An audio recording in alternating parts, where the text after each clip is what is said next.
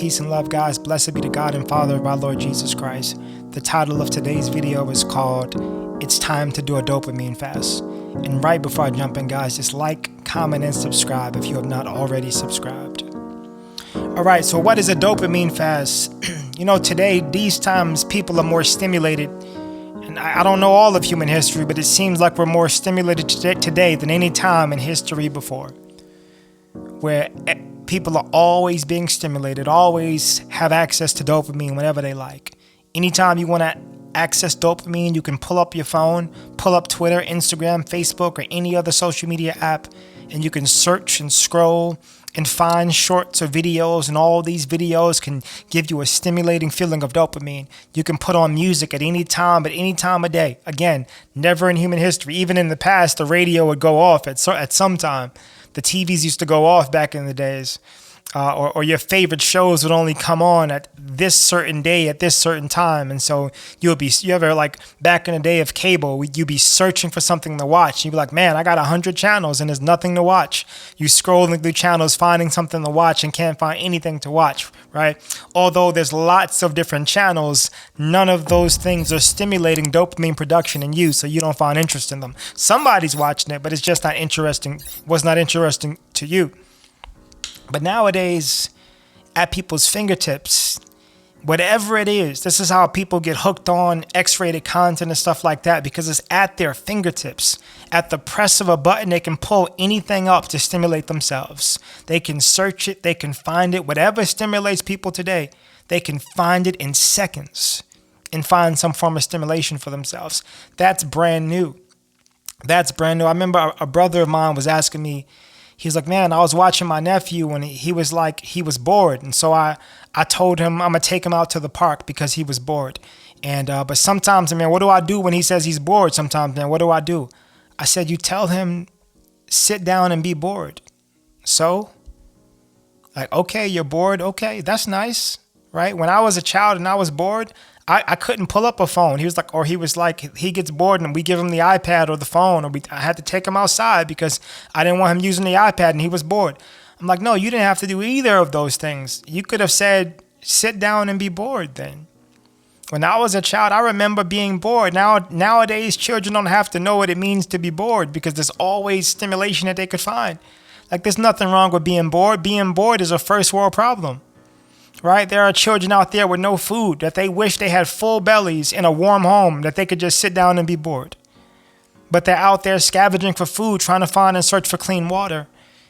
They don't have the luxury to be bored. They're too hungry. They're too thirsty. Boredom is far away from them. They'd be delighted to be bored. And here we have children complaining about being bored. Like, be bored. It's okay.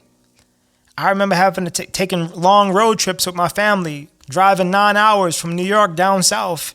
And that old thing, are we there yet? Are we there yet? Do children today even say, are we there yet? I don't think children say that anymore because they have stimulation. We started putting the DVD players in the headrest in the back of the cars, and now people have their own devices and iPads where they can just mindlessly scroll, and before you know it, they've arrived at their destination. And so I told them, let them be bored. I had to figure out how to deal with my boredom when I was a child. I had to go play with my toys or figure it out. And I think that was healthy, to figure out, a form of how to entertain myself if I needed entertainment, how to learn something, how to do something if I needed that. You don't have to always try to find a solution to their boredom. Boredom is not a problem that needs to always be solved. It's okay that you're bored. Just have a seat and be bored. Learn how to be bored. Or use your creativity and find something to do. But I don't have to make that my responsibility every single time. And so I was telling them that because I was thinking a couple weeks ago, just getting into the meat of the video, I was thinking about, man, I went to pray. And when I prayed, I felt it said to me or impressed to me that tomorrow I should fast. Right? So I was like, all right, I'm going to fast tomorrow. But then I felt that as I went to pray about me doing a fast tomorrow, I prayed and then I felt it impressed upon me that yeah, not only should I fast tomorrow, but I should also fast from electronics. I should turn off the Wi-Fi, the phone, all televisions, and just have an electronic fast tomorrow as well. And when I felt that impressed upon me, I was like, all right, maybe I could try that next week, not this week. It's a little kind of sudden to just put down the devices so quickly. And then I was like, I felt like, nah, I should do it tomorrow. I'll do both tomorrow. I'll just do a food and water fast, and I'll also do a technology fast, and just get through that, right? Because a food fast is already challenging when you're hungry and you're not eating. You don't feel strong. You don't feel like yourself. You're not drinking water and stuff like that. That's already challenging. So the dopamine fast, the electronic fast, is also challenging, right? Because you're so used to having access to your devices, you're wondering who's reaching out to you, and your notifications, what's going on, and you don't. It's the whole thing they call the fear of missing out. You don't want to miss out on something, and so I decided to do it. I said, all right, I'm going to do the dopamine fast. I'm going to do the electronic and food fast, and so I did the electronic and food fast, and it was easy at first, and then you start thinking about stuff you want to do. And but I got through it. My whole household did it. We all got through it.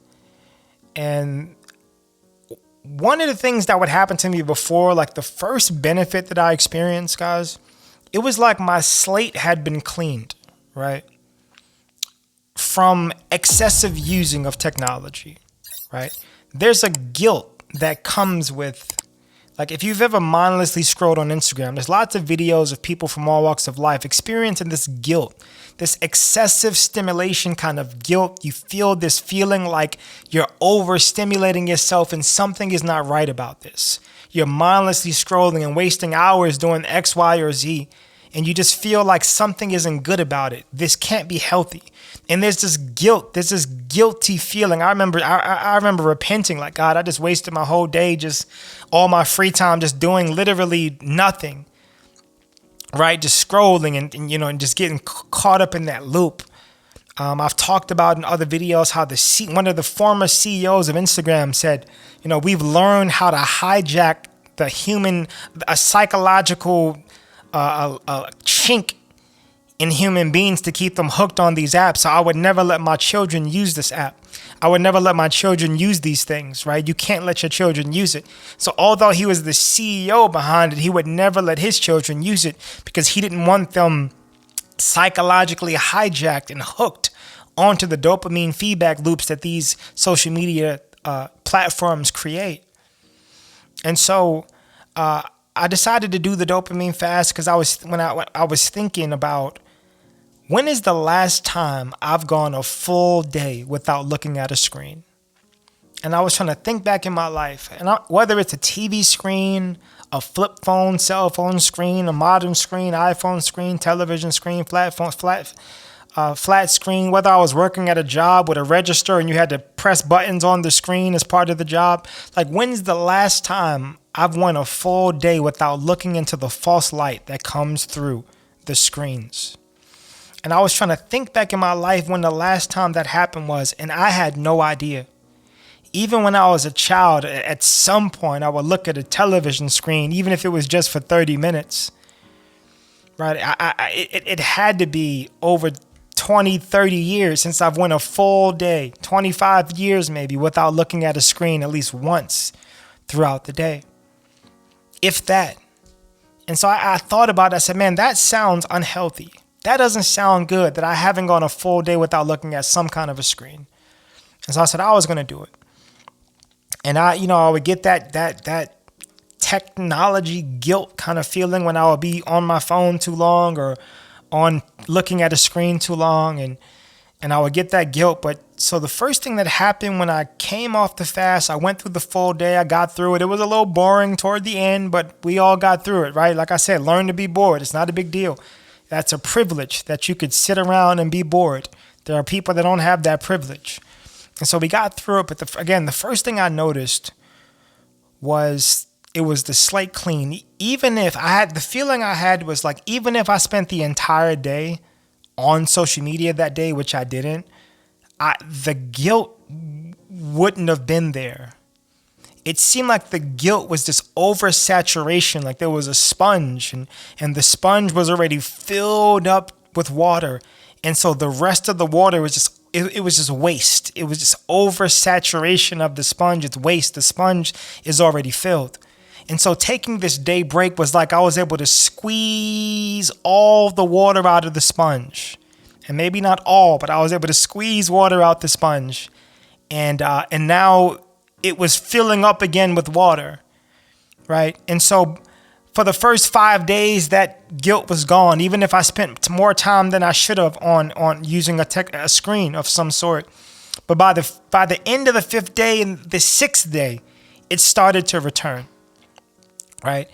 And so, but then I did it again the next week, and again it was squoze that thing out of the sponge.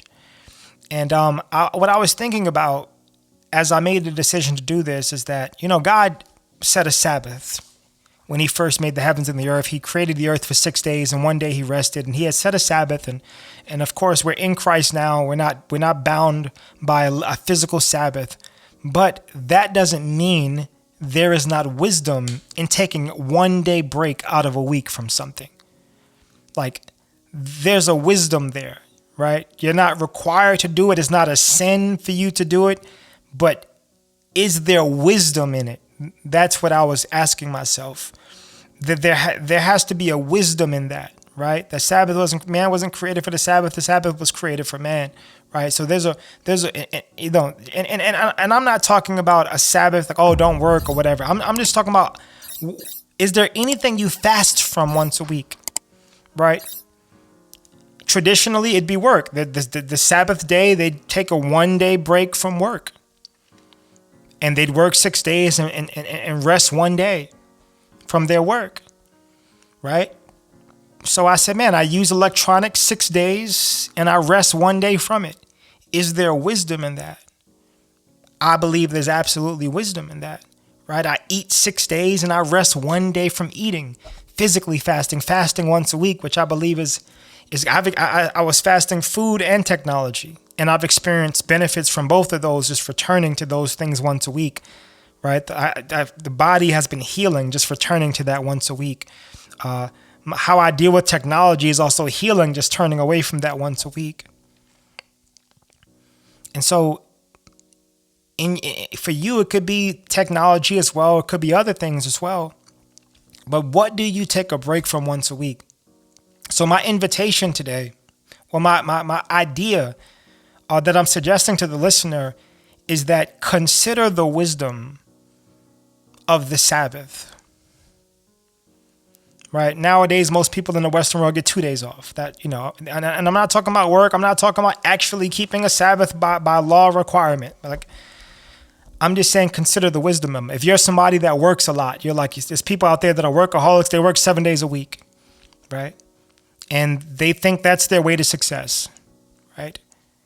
For you, you probably should take that 1 day break in wisdom, right? Yeah, you could beat the competition and go fast, but at some point, do you crash? And then the competition overtakes you because you didn't apply the wisdom, right? It's like the tortoise and the hare. You can shoot off and lightning above the competition. You can speed past the hare. But as you get close to where you're trying to get to, perhaps people burn out, perhaps people crash, even if for one person, even if that may take 3, 4, 5, 6, 7 years for a person. But at some point they hit that point. Or even if they never hit that point, do other things in their life begin to suffer?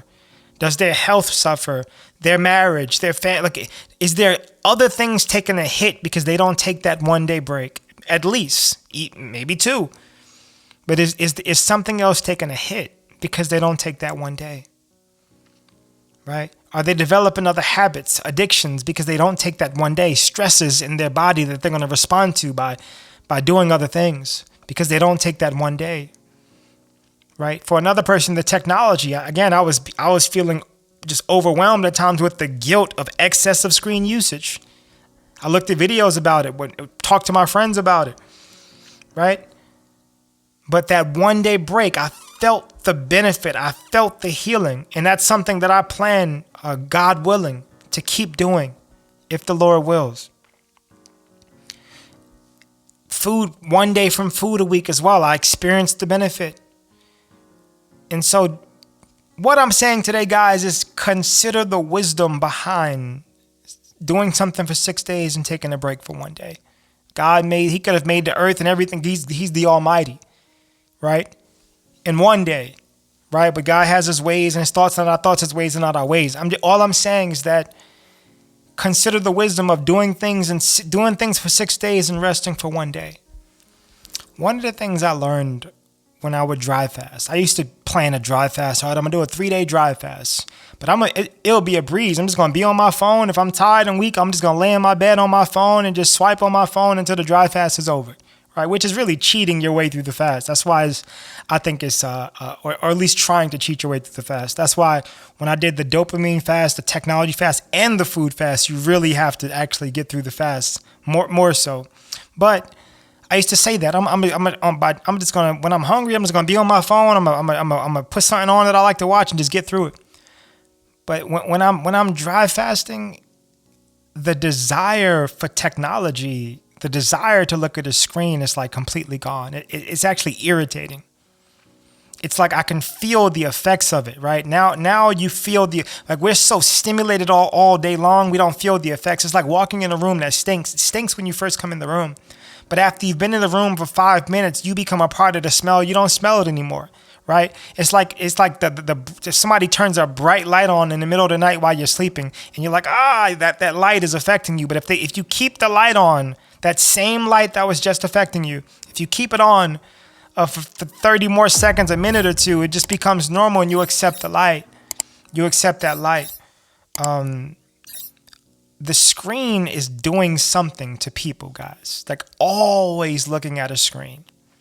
And I know that's the way the world has become completely unnatural, right?